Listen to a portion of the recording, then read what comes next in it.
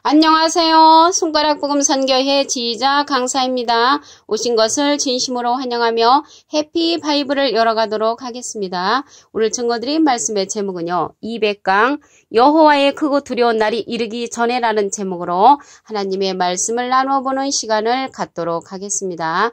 말라기 4장 5절 보시면 보라 여호와의 크고 두려운 날이 이르기 전에 내가 선지 엘리야를 너에게 보내리니 라고 말라기 4장 5절에 기록되어 있습니다. 여기에서 보시게 되면은 여호와의 크고 두려운 날이 이르기 전에 이렇게 기록되어 있습니다. 여호와의 크고 두려운 날이 일어난다는 것이죠. 말라기 4장 1절에 보시면 만군의 여호와가 이르노라 극렬한 풀무불 같은 날이 이르리니 교만한 자와 악을 행하는 자는 다 초계 같을 것이라 라고 기록되어 있습니다. 극렬한 풀무불 같은 날이 온다고 그랬죠. 여기에서 교만한 자와 악을 행하는 자는 다 초계 같다고 했는데 여기서 초계는요. 풀과 티끌을 아울러 이루는 말로 흔히 이제 지푸라기 같은 그러한 쓸모없는 하찮은 것을 비유로 말하는 것이 초계입니다.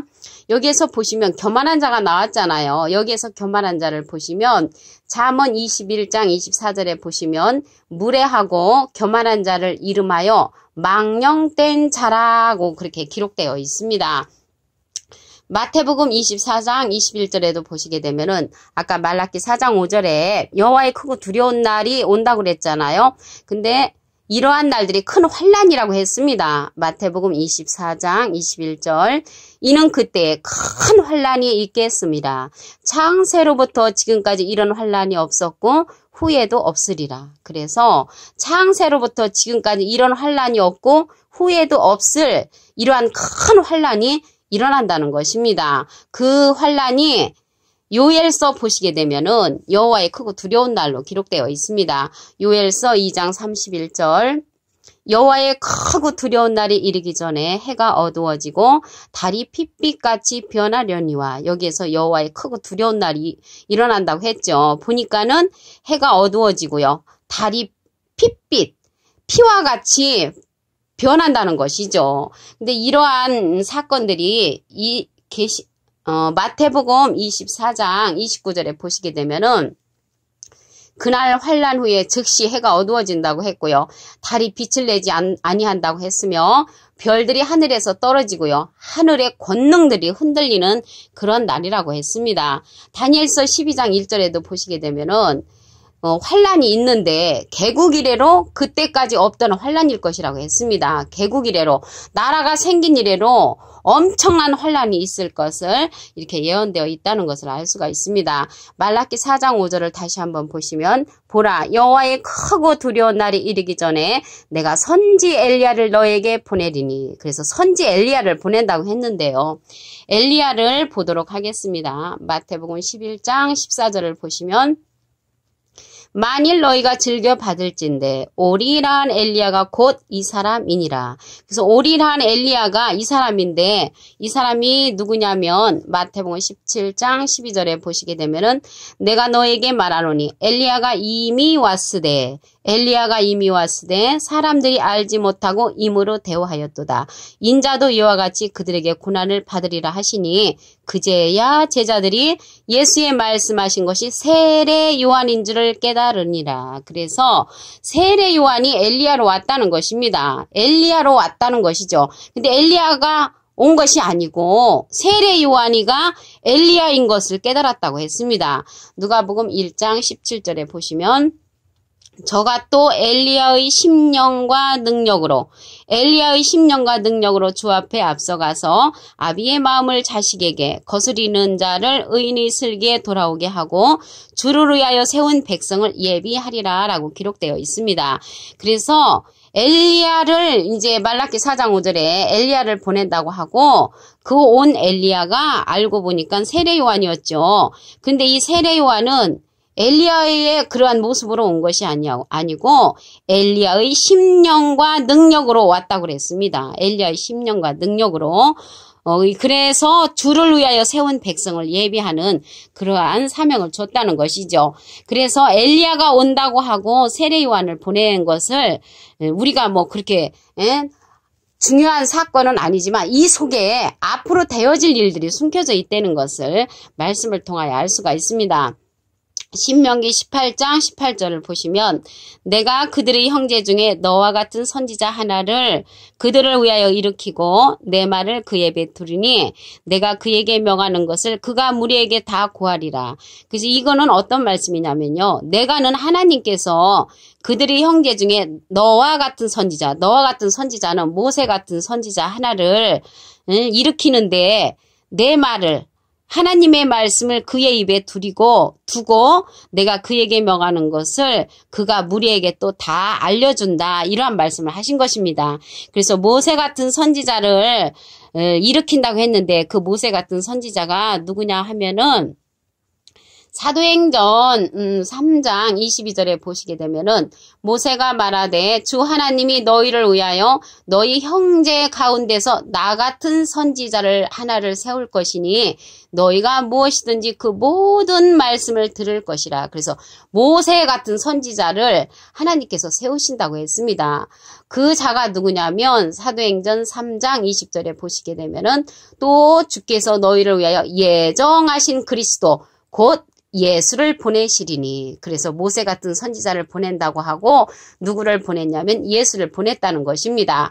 그러면 아까 엘리야를 보낸다고 하고 누구를 보냈냐면 세례 요한을 보냈잖아요. 그래서 세례 요한은 누가복음 1장 17절에 보니까 엘리야의 심령과 능력으로 보냈다고 했습니다. 엘리야의 심령과 능력으로.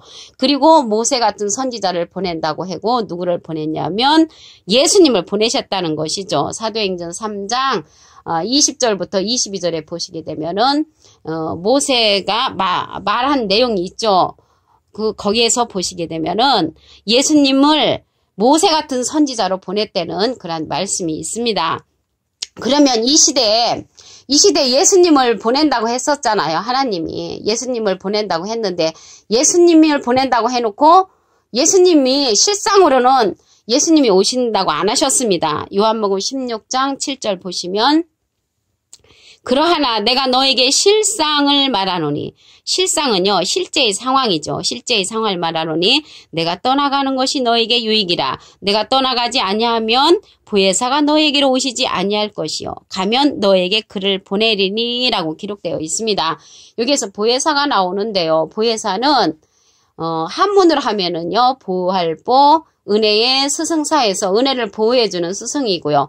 헬라어로 말하면요 파라클레토스입니다. 파라클레토스는 도움을 베풀기 위해 부름을 받은 자라는 그러한 뜻을 갖고 있습니다. 우리 계시록 19장 10절에 보시게 되면은 예수의 증거는 대언의 영이라. 그래서 예수님의 증거는 예수님이 직접 내려오셔서 말씀하시는 것이 아니고 대신 전해주는 그러한 대언의 영이라는 것을 말씀을 통하여 알 수가 있습니다. 여기 요한복음 16장 17절에 예수님이 가시면서 보혜사를 우리에게 보내주신다고 했는데 보혜사를 보시겠습니다. 요한복음 15장 26절에 보시게 되면은 내가 아버지께로서 너에게 보낼 보혜사 곧 아버지께로서 나오시는 진리의 성령이 오실 때에 그가 나를 증거하실 것이요. 그래서 보혜사는 누군가 봤더니 진리의 성령이라는 것입니다. 참고로 예수님은 비둘기 같은 성령을 받으셨죠. 그래서 예수님은 비둘기 같은 성령을 받으셨고 아버지께서 우리에게 보낼 보혜사는 진리의 성령이라는 것입니다. 그래서 진리의 성령이 오시는데 요한복음 16장 13절에 보시게 되면은 그러하나 진리의 성령이 오시면 그래서 진리의 성령을 받은 그 성령이 오시면 그가 너희를 모든 진리 가운데로 인도하시리니 그가 자유로 말하지 않고 오직 듣는 것을 말하시며 장래일을 너에게 알리시리라. 그래서 진리의 성령이 오시면 모든 진리 가운데로 인도해 주고 또한 장래일을 우리에게 알려주는 그러한 성령이라는 것입니다. 그가 내 영광을 낙타리니 내 것을 가지고 너희에게 알리겠음이니라. 그래서 우리에게 알려주는 계시록 19장 10절에 보면 대언의 영을 통해서 우리에게 알려주는 그러한 사건이 있습니다.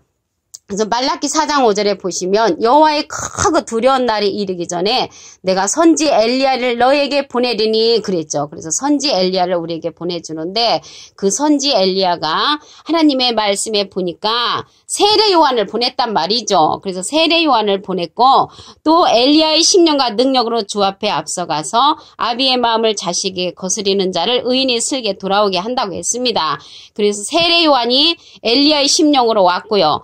또한 신명기 18장 18절에 보시게 되면은 모세 같은 선지자를 하나를 일으켜서 우리에게 보낸다고 했는데 사도행전 3장 22절에 보니까 모세가 말하되 주 하나님이 너희를 위하여 너희 형제 가운데서 나 같은 선지자 하나를 세울 것이니 너희가 무엇이든지 그 모든 말씀을 들을 것이라. 그래서 모세 같은 선지자로 누가 오셨냐면 예수님께서 오셨다는 것이죠. 사도행전 3장 20절에 보시게 되면은 주께서 너희를 위하여 예정하신 그리스도 곧 예수를 보내시리니. 그래서 모세 같은 선지자를 보내신다 하고 예수님이 오셨습니다. 그러면 이 시대에 예수님을 보내신다 하고 예수님이 오시는 것이 아니고 요한복음 16장 7절에 보시게 되면은 그러하나 내가 너에게 실상을 말하노니 실제의 상을 말하노니 내가 떠나가는 것이 너에게 유익이라. 예수님이 떠나가시는 것이 유익이라. 내가 떠나가지 아니하면 보혜사가 너에게로 오시지 아니할 것이요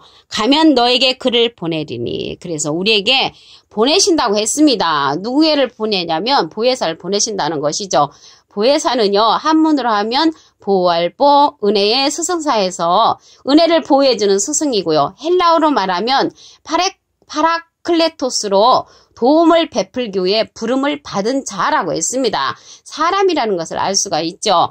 이러한 보혜사에 관해서 말씀을 보시면 요한복음 15장 26절에 내가 아버지께로서 너에게 보낼 보혜사 곧 아버지께로서 나오시는 진리의 성령이 오실 때 그가 나를 증거하실 것이요. 그래서 예수님은 진리의 성령을 받으신 것이 아니고 예수님은 비둘기 같은 성령을 받으셨습니다. 마태복음 3장 16절에 그래 이러한 진리의 성령이 오시면 무슨 일을 하냐면 모든 진리 가운데를 인도한다고 했습니다.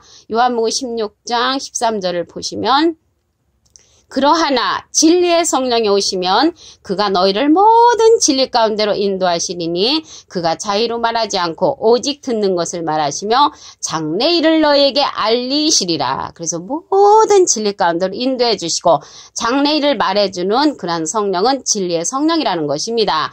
그가 내 영광을 낙타내리니 내 것을 가지고 너희에게 알리겠음이라. 그래서 우리에게 예수님의 영광을 가지고 알려주는 그러한 사명자는 진리의 성령이라는 것을 알 수가 있습니다. 오늘 주요 내용은요.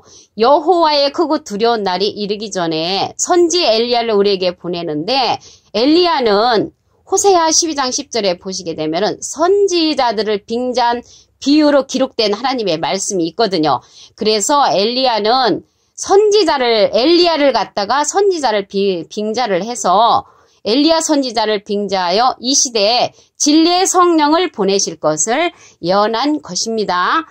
오늘요 200강 여호와의 크고 두려운 날 이르기 전에 여호와의 크고 두려운 날이 이르기 전에 선지 엘리야를 보낸다는 것은 이 시대에 진리의 성령을 우리에게 보내므로 많은 진리를 갖다가 인도해 주시고 모든 진리 가운데로 인도해 주시고 장래일을 알려주는데 예수님의 영광을 나타내고 예수님의 것을 가지고 우리에게 알려주는 그러한 진리의 성령이 오신다는 것을 말씀을 통하여 알아보는 시간을 가졌습니다. 감사합니다.